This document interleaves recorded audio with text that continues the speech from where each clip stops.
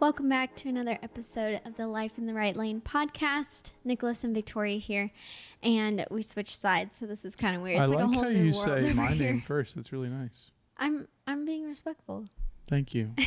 Because here's the deal. With the wedding, men, you should know this, the women always have their name first. Doesn't matter what it is. It's always woman and man.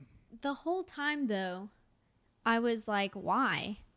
I don't know. I just feel like the man's name should come first, but I'm very like old school, so maybe that's why. Do you remember when I got mad because you kept calling it my wedding? Yes, but that's not what we're here to talk about. Oh, Okay, so we are doing a Q&A format for the podcast this week, and I'm really excited, and I hope that we get to all of the questions. If we don't, we'll probably do more of these, so we'll just like loop it in with the rest, but we really want to answer like as many as we can. yeah. So in the early days, we used to do this on the Instagram stories. oh yeah, if you've been around, Oh, what was at that? the Like the beginning. first 3 months or something, 3 or 4 months? it was really early on. We would do something new every week, and we would answer questions. Yeah, it was like, those were more like topic based, like questions to ask on your first date or something, or I don't know. It was more like topic based than this. This is just like general Q&As, I think. Anyways, so I want to start with this question first because of everything that is going on in the world right now. If you're listening to this later on, we're in the midst of a lot of things going on in Afghanistan as a nation. There's just a lot going on, and Americans are losing their lives, and Christians in Afghanistan are losing their lives, and it is very disheartening and sad and very discouraging. And anyways, I thought this was a good question to open with because of all of that. And it says, how do you help with anxiety with everything going on in the world today? And that is a very fitting question because there is a lot going on. Yeah. And it is a lot to handle. But I think, my answer would be a simple acknowledging the fact that God is sovereign and he has everything in control. There's nothing that can happen on this earth that he didn't already know about. And so that really gives me a lot of comfort, and knowing that like nothing takes him off guard. Like he knows everything that's going to happen. He allows it to happen. Nothing Satan can do, he can do without God allowing it. So that leads into a whole lot of other things of like, why would God allow that to happen? But we can talk about that another day. But I take a lot of comfort and solace in knowing that my trust is in the God of the universe, and he is holding the whole world in his hands, and nothing can thwart his plan for your life, for my life, for America, for Afghanistan, for the whole world. So that really eases my anxieties when I shift my focus on like either my feelings or my circumstance, and I shift it to God and who he is and his character, and that helps ease my anxieties personally. Yeah, that's a really good point. There are so many times where we will be overwhelmed by sadness, by stress, by anger, and in some cases fear. And it's in those moments that as Christians, we have the secret lifeline that so many people don't have. And that is, God is in control of all of this, like Victoria was saying. So as we go forward into uncertain times, into crazy times, and there have been many of those in history, we can take comfort in the fact that whatever is happening, God is firmly in control. And whatever comes during our time on this earth, which for many people is 80 to 100 years max, that is the tiniest blip on the timeline of your life eternally. That right? just like makes me smile when I think about that. Yeah, it really should. Like this life is just like the blink of an eye, and then we're in heaven worshiping God, walking with Jesus for all of eternity. Like that is so encouraging. Yeah. I love thinking about that. And suffering is real, pain is real, and God cares about that. And he's not callous to that. But Right. As we, there are so many times today where we feel anxious. There is so much more anxiety. And to me, I feel like it has a lot to do with how much control we're trying to take. As that technology and news and the way the world has changed has made us think we can be more in control than we actually are. And so when things happen out of our control, we really get worried and get thrown off because we think, I'm not able to control this.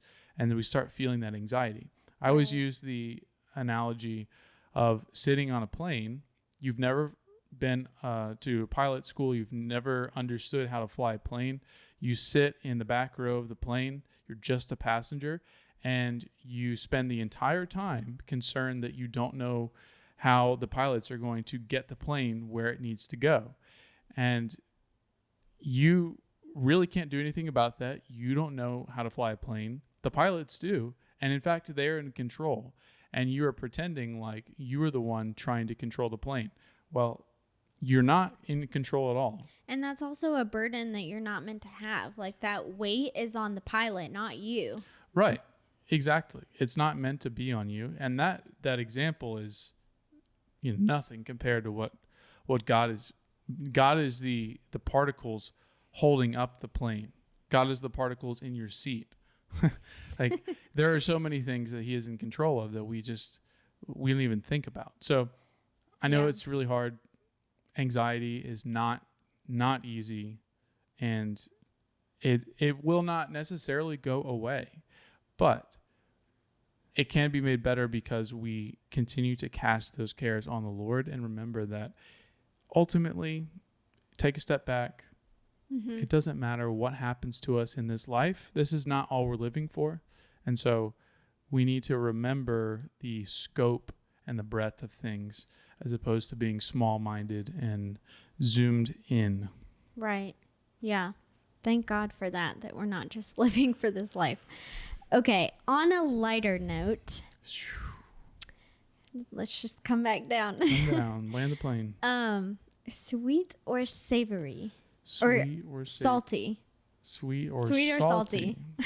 I guess you could say savory too. I'm glad you guys are that concerned about our taste. These questions are fun. Like, okay. Like, what's your favorite cookie? I will say sweet. Really? Is that surprising to you? Yeah, I feel like you're more of a chip guy, like pretzels with salt on them, or salt. I said that weird. No. Or like potato chips. No. I remember one woman that I worked with. She would say, I don't even like cookies. I don't like sweets. I just would eat bags and bags of chips. And I don't get that at all.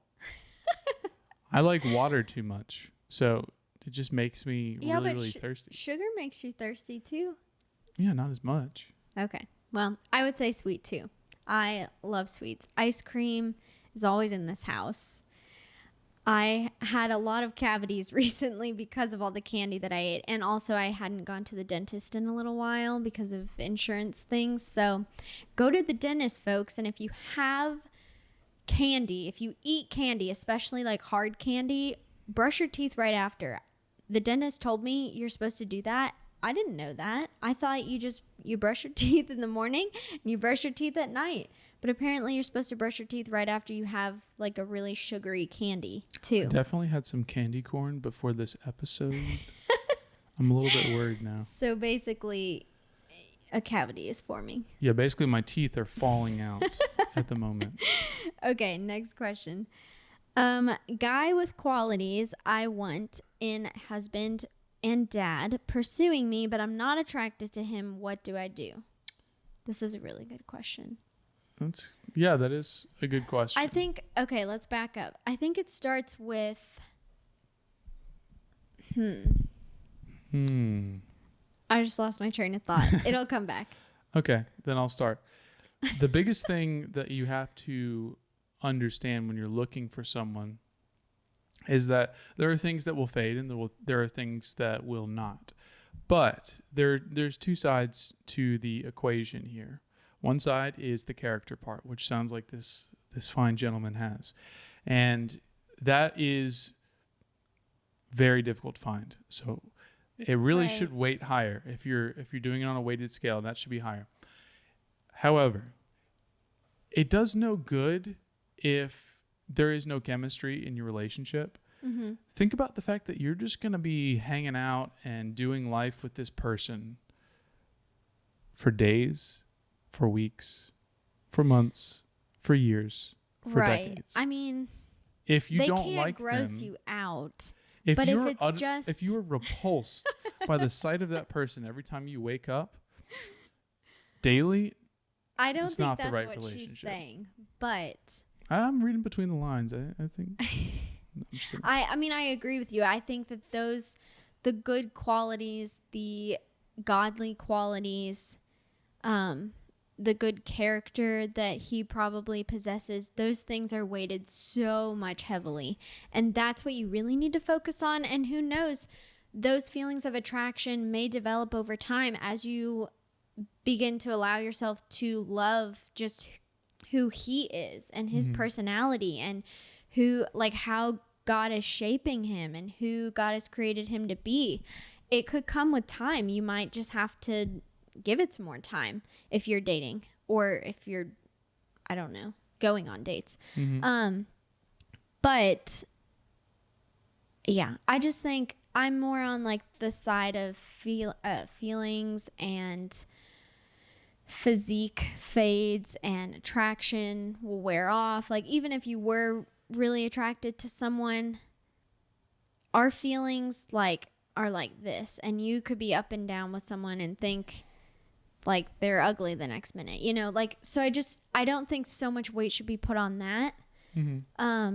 Because we all get old and like that's just the natural course of life. So you won't always, I don't know, I don't want to say that.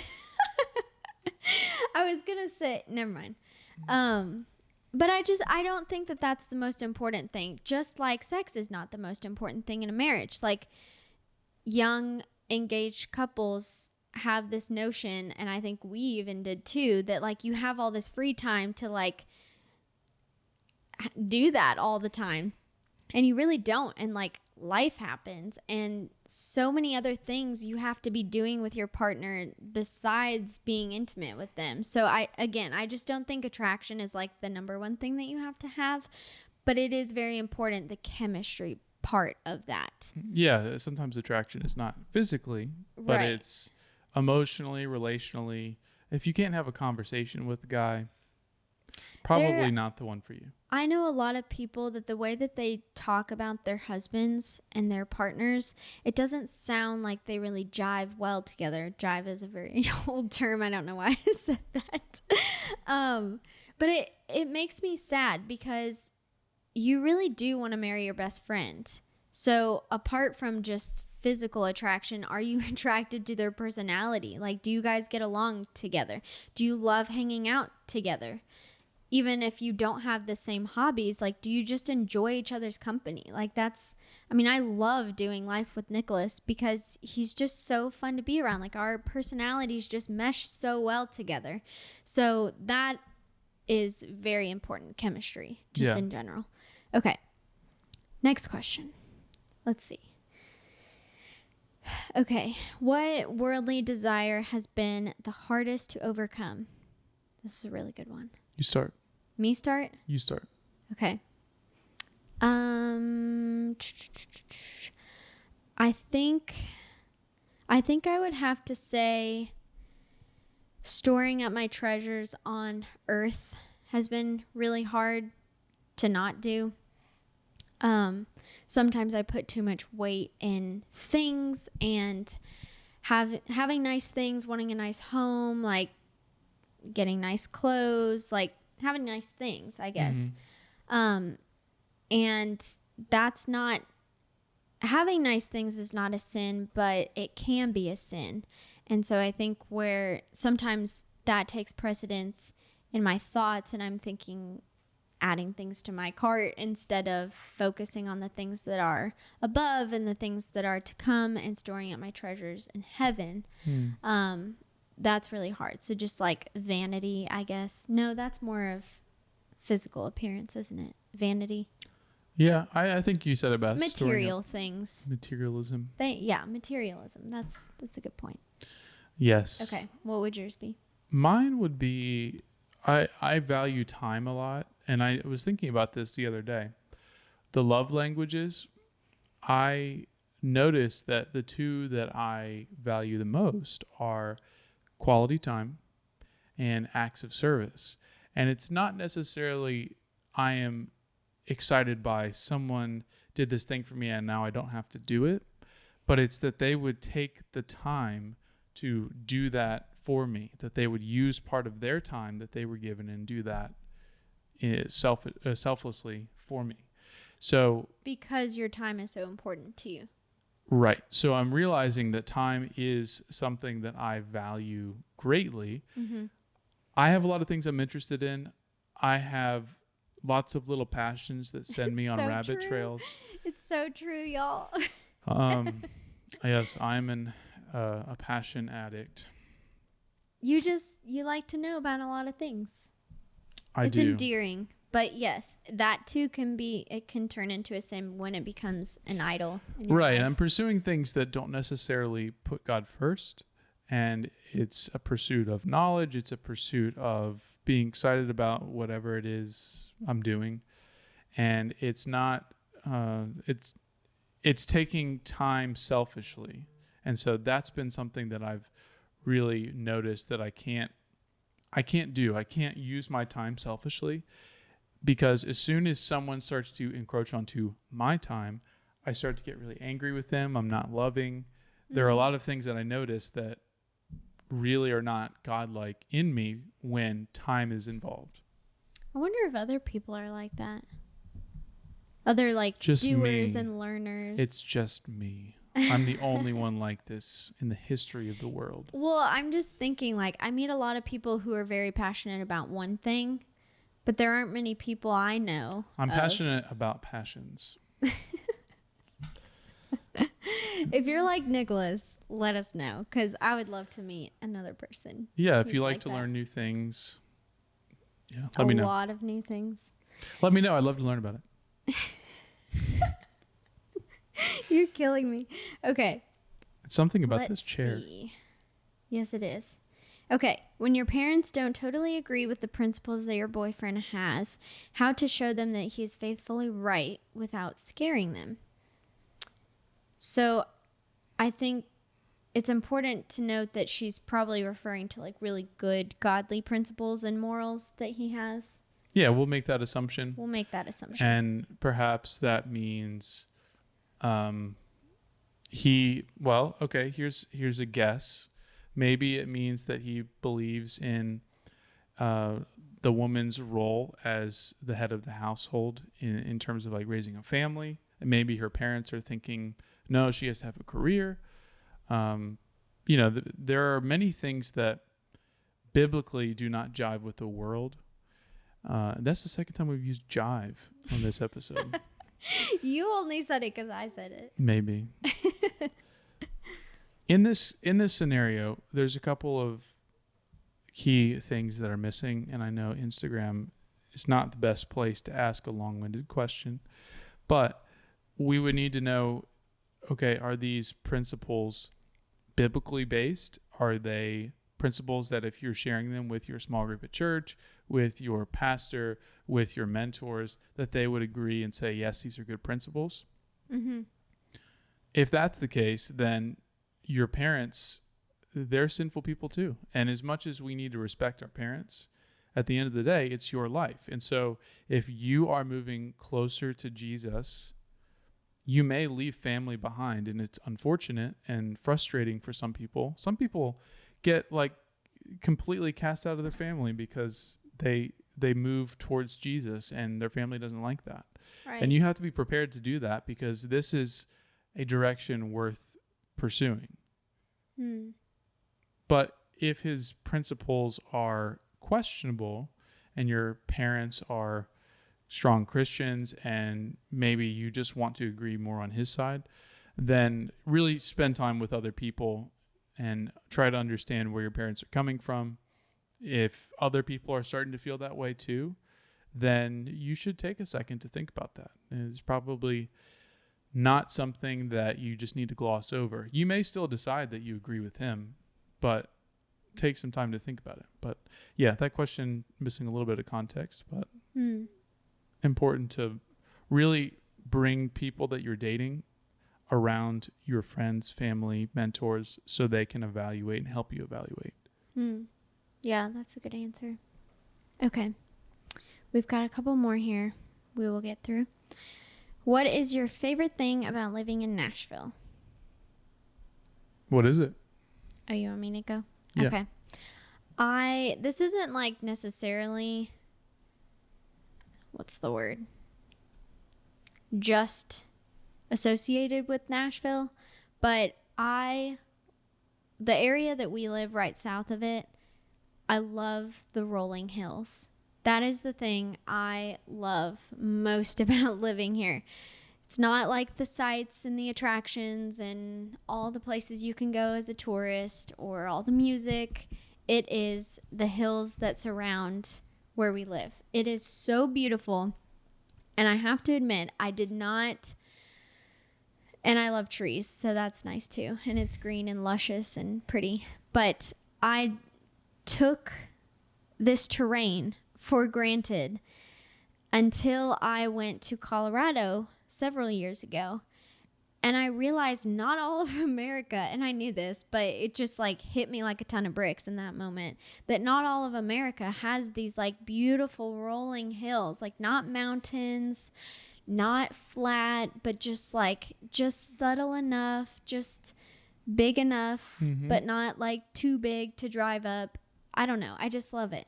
But I went to Colorado and it was so flat.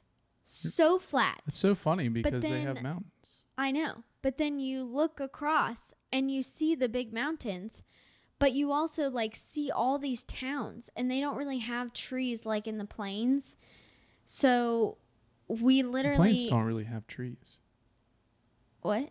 The plains, they don't have trees. Yeah, that's what I mean. Like the grassy area, or the area... You're saying like not where... on the mountain. I see what you're saying. Okay. The area where everybody lives. There was no green life, like no bushes, no trees, no flowers. So when we landed at the airport, we could see Denver like over here. It was a 45-minute drive. And you could see it. And I could see it. It looked like it was just a hop, skip, and a jump right over there, right at the base of the mountains. But no, it was a 45-minute drive, and I just thought that was the weirdest thing. Wow. That everything was so flat. You could see every neighborhood. You could see every town, every city. But it would be like hours and hours away because you didn't have like any hills or trees or, I don't know. It's just very interesting to me. So it made me really appreciate not only Tennessee, but more specifically where we live right here, because not all of Tennessee has like the same types of hills. But anyways, that's what I love most about it. And we grew up here, so it's very nostalgic for me. It feels like home. Those are two good reasons to like it. I like it because it is such a great mix of people that care about each other, good, strong Christians, and also people that are a lot more open to new things because there's constantly new people moving here. Mm-hmm. And so it doesn't feel like a town that has been generation after generation of people living there. It is always fresh and new ideas coming in. And I like that. I've been able to go different places, live different places, and there are parts I would take from everywhere. And I feel like that comes to Nashville. I don't love people purchasing all the homes that we want to buy. But I'll get over that. And it is just, I agree with you. The landscape here is incredible. And the openness, I really realized. I lived in the Northeast, and everything feels so closed in. Oh. But down here, it feels a lot more open. So I think you're right with the rolling hills, the open It's space, just the perfect. farmland. But don't move here if you don't live here. Yeah, we'll send you a postcard. You can come visit us. But Yeah. why am I not surprised that you mentioned new ideas? Like people moving here, there's always new ideas, new everything. I like the fact that there No, I'm new joking. things. I'm joking because earlier you were talking about knowledge and how you're passionate about learning new things. So I'm not surprised that you said you love all the new ideas of all these different people moving Slight here. tangent. I would love to learn. Well, I already know partially, but I would love to become fluent in French. We've talked about that, and I wish there were more French speakers in Tennessee. So I don't think you're gonna find that in Tennessee. you get a pass to move here if you speak French. Come do French lessons with me and my lovely wife, and I will not be upset if you purchase the home that we're looking at. Anyway, back on track. Do we have any more questions? Yes, we have one more that we will answer today, and that is how to know if they're a Christian boy or a man of God. Same with women. Very nicely and well put in differentiating like Christian boy or man of God.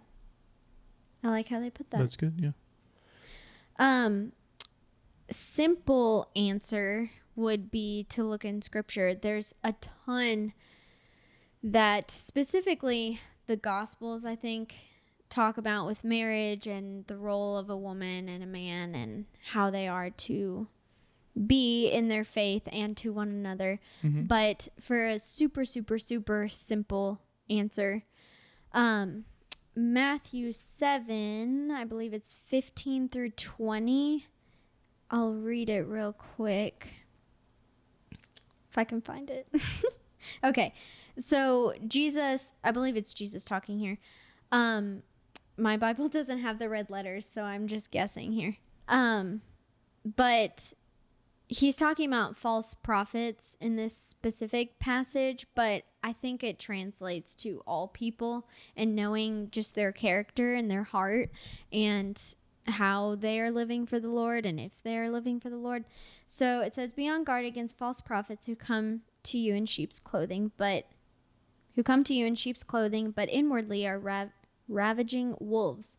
You'll recognize them by their fruit. Are grapes gathered from thorn bushes or figs from thistles? In the same way, every good tree produces good fruit, but a bad tree produces bad fruit. A good tree can't produce bad fruit. Neither can a bad tree produce good fruit. Every tree that doesn't produce good fruit is cut down and thrown into the fire. So you'll recognize them by their fruit. Okay, that was a lot of bad fruit, good fruit, Lots true of fruit. fruit. Anyways, but okay, so the reason why I wanted to read that is because it's so clear. Like you'll know them by their fruit. Like if they have bad fruit, they can't. Or what does it say? If they're a bad tree, they cannot bear good fruit. Like you can't mix the two. So if they are not walking in the Lord and they aren't super sharp and going the way that you're going and at the pace that you are going, then you'll know. Right. You know? I think this more specifically is talking about believers and non-believers, but I think it could also go for just maturity. Like you'll be able to tell by who they are and how they carry themselves.